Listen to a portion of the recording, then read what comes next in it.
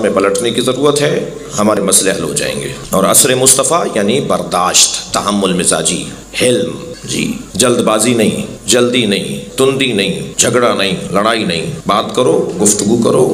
ہاتھو برہانکم ان کنتم صادقین، اگر سچے ہو تو دلیل لے کر آؤ، یا ہماری مان لو یا ہمیں منوا لو، یا ہمیں قائل کرو یا ہماری بات کو مان لو۔ میں وضو ایسے کرتا ہوں، میرا بھائی ایسے کرتا ہے، وہ بھی قرآن کی آیت سے ایسے کر رہا ہے، میں بھی قرآن کی آیت سے ایسے کرتا ہوں۔ آیت ایک ہی ہے وضو کی، کوہنیوں کو دھونے والا مسئلہ ہی ہے نا صرف، اور مسح کرنے والا مسئلہ ہے۔ تو ہمارے بھائی سر کا مسح کرتے ہیں، پیروں کو دھوتے ہیں۔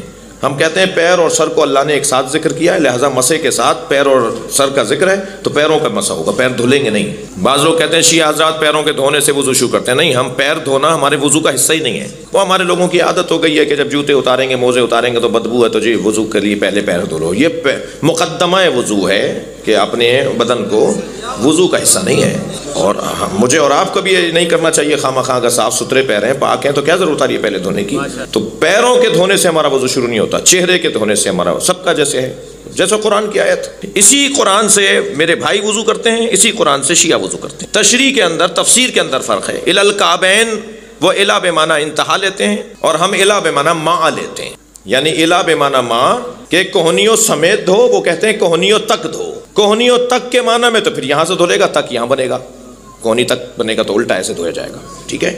اور کوہنیوں سمیت دھو تو یہاں سے شروع ہوگا۔ تو وہ الا کے معنی ماں کے بھی ہیں، الا کے معنی انتہا کے بھی ہیں، وہ انتہا کے لیتے ہیں، ہم ماں کے لیتے ہیں۔ اسی طرح 3 طلاقوں والا مسئلہ، ہم کہتے ہیں ایک مجلس میں اگر 30 دفعہ بھی شوہر بیوی کو کہہ دے میں تجھے طلاق دیتا ہوں، طلاق دیتا ہوں، 30 دفعہ بھی کہہ دے تو 1 دفعہ شمار ہوگی، کیونکہ مجلس ایک ہے۔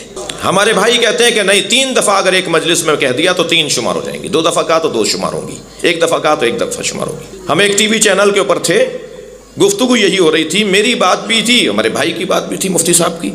جب وقفہ آیا تو کہنے لگے مولانا بات آپ صحیح کر رہے ہیں مگر میں ٹی وی پہ کہہ نہیں سکتا۔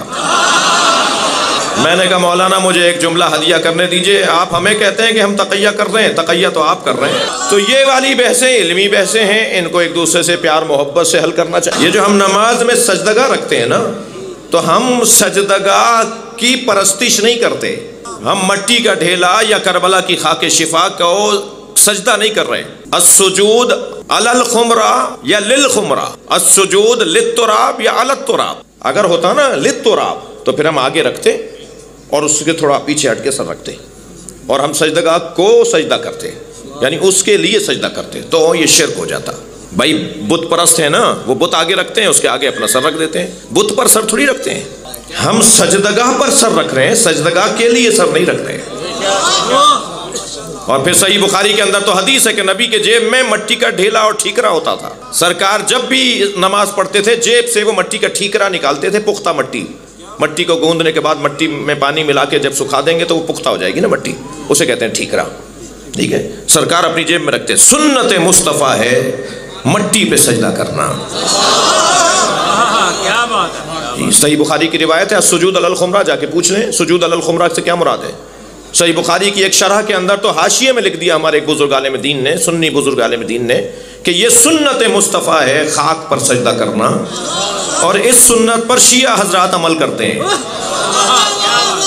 کیا بات ہے، کیا بات ہے! یہ علمی باتیں ہیں، ایک دوسرے کو سمجھنا چاہیے۔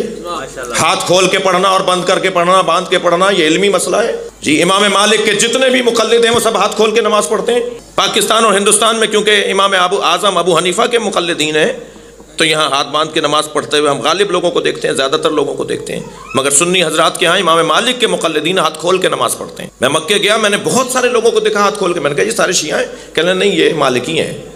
زیادہ تر افریقہ میں جو ہمارے کالے بھائی ہیں جی، سیاہ پوست بھائی جو ہیں ہمارے مسلمان بھائی، وہ ہاتھ کھول کے وہ امام مالک کے مقلدین ہیں۔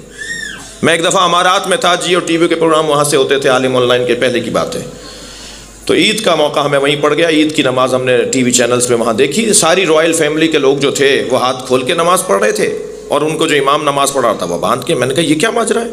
تو کہنے لگے جتنے بھی یہ امارات کے رؤسا ہیں یہ سارے مالکی ہیں۔ امارات یعنی شارجہ، ابو ظبی، دبئی، اس کے جو عمرا ہیں یہ سارے مالکی ہیں، یہ ہاتھ کھول کے نماز پڑھتے ہیں۔ تو یہ کون سا جھگڑا ہے بھائی کہ وہ ہاتھ کھول کے پڑھتے ہیں، ہم ہاتھ باندھ کے پڑھتے ہیں، ہم ہاتھ کھول کے پڑھتے ہیں، وہ ہاتھ باندھ کے پڑھتے ہیں جی؟ میں کیونکہ اہل بیت کا پیروکار ہوں، میرے نزدیک اہل بیت کو ترجیح حاصل ہے۔ ہم سے چڑھتے ہیں نا تو یہ چڑھتے ہیں مجلس کیوں کر رہے ہو، یہ آواز کیوں باہر آ رہی ہے، یہ روڈ پہ جلوس کیوں نکال رہے ہو؟ جی توجہ ہے، ماشاءاللہ بسم اللہ، تکراری بات ہو تو مجھے معاف کیجیے گا۔ ماشاءاللہ، جی ایک صاحب کہنے لگے کہ جی ہماری گلی سے جلوس نہیں نکلے گا، ہماری مسجد ہے بیچ میں۔ انہوں نے کہا جی کتنی دیر کا جلوس ہے؟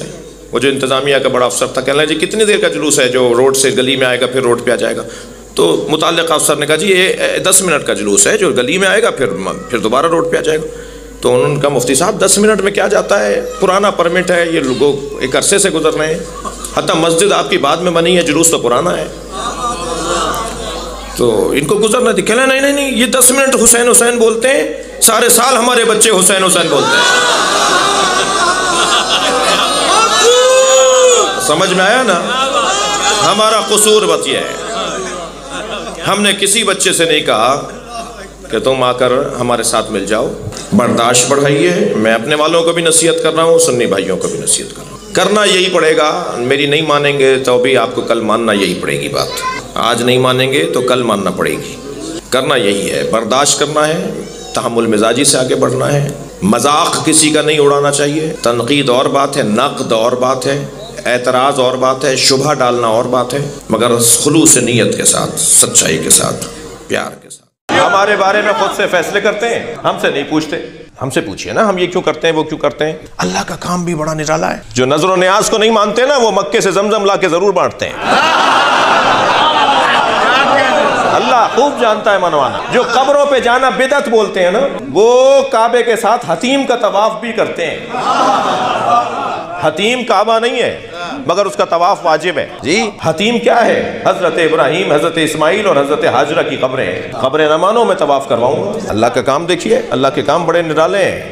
میں جو کام کر رہا ہوں، آپ جو کام، ہم بتائیں گے نا ہم کیا کر رہے ہیں، کیوں کر رہے ہیں، کیوں کر رہے ہیں۔ بھائی بچوں کو کاٹ کے کھلا رہے ہیں تو کوئی ایک تو راولپنڈی کا بچہ گم ہوتا۔ شیعہ حضرات بچوں کو ذبح کر کے گوشت پکاتے ہیں، تو کوئی ایک بچہ تو گم ہوتا راولپنڈی میں۔ آج تک کوئی FIR کٹی کہ محرم آئے 4 بچے گم ہو گئے؟ کیا باتیں کر رہے ہو، پرانی باتیں، گھسی پٹی باتیں، جاہلانہ گفتگو۔ اب دور بدل گیا، ابھی تمہاری باتیں چلنے والی نہیں ہیں۔ اب یہ بات نہیں چلے گی کہ مجلس میں نہ جانا، نیاز کھانا بدعت ہے، نہیں، رنگ بدل گیا ہے، مستقبل تشیع کا ہے، کل ہمارا ہے۔ دلیل سے بات کرو تو زندہ رہو گے، دلیل سے بات نہیں کرو گے تو مٹ جاؤ گے۔ دلیل سے بات کرو۔ یہ کیا بات ہوئی کہ نہیں جانا، نہیں سننا، عالم کو دیکھو گے تو نکاح باطل ہو جائے گا۔ اگر اہل سنت کے پیچھے نماز پڑھ لیں تو اب سوال ہو رہا ہے کہ وہ جس نے نماز پڑھائی ہے اس کی نماز بھی ٹھیک ہے یا نہیں؟ کوئی معقول بنو بھائی۔ جی لاہور میں ایک منظر بنا نا، ایک اہل سنت کے عالم نے آگے پڑھ کے نماز پڑھائی، پیچھے سنی شیعہ بھی اور سنی بھی کھڑے تھے، تو اب ان پر اعتراض ہو رہا ہے کہ آپ کی نماز باطل ہو گئی کیونکہ شیعہ پیچھے پڑھ رہے تھے۔ معقول بنو۔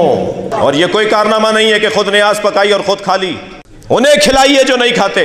2 دفعہ لوٹائیں گے نا تو ناراض نہ ہوئیے گا، یہ آپ کا اور اس کا مسئلہ نہیں ہے، اس کا اور حسین کا مسئلہ ہے۔ یقین جانیے کچھ مدت کے بعد وہاں سے پیغام آئے گا کہ ہم بھی نیاز مناتے ہیں۔ اتنی سی ٹیبلٹ میرے سر کا درد دور کر دیتی ہے، حسین کی نیاز اثر نہیں کرے گی؟ جو حلق سے لقمہ اترتا ہے اس کا اثر ہے۔ وسعت قلبی کے ساتھ، سعہ صدر کے ساتھ، عزیزوں جانوں بھائیوں کے ساتھ رہتے ہوئے۔ آیت اللہ سیستانی فرماتے ہیں سنی ہمارے بھائی نہیں ہیں، سنیوں کو بھائی نہیں کہو، سنی ہماری جان ہے۔ سنیوں کے ساتھ ہم رہتے ہیں، سنیوں کے ساتھ ہماری دوستیاں ہیں، تعلقات ہیں، اسکول کالج اداروں میں ہم سب ساتھ ہیں، محلے گلی کوچوں میں ہم ساتھ ہیں۔